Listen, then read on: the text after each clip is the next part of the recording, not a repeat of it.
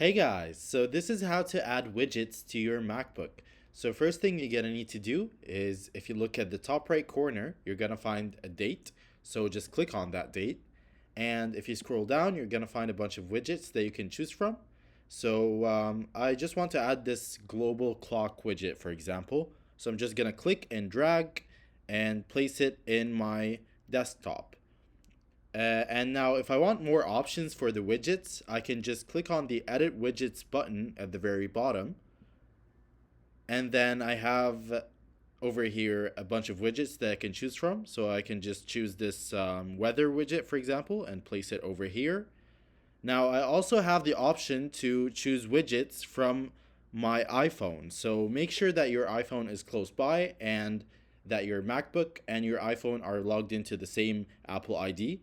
And then you're gonna find the applications on your phone over here in this panel. So if I want to add a Duolingo widget, for example, I'm just gonna click on the application right here and then choose a widget that I like, drag it, and just place it over here.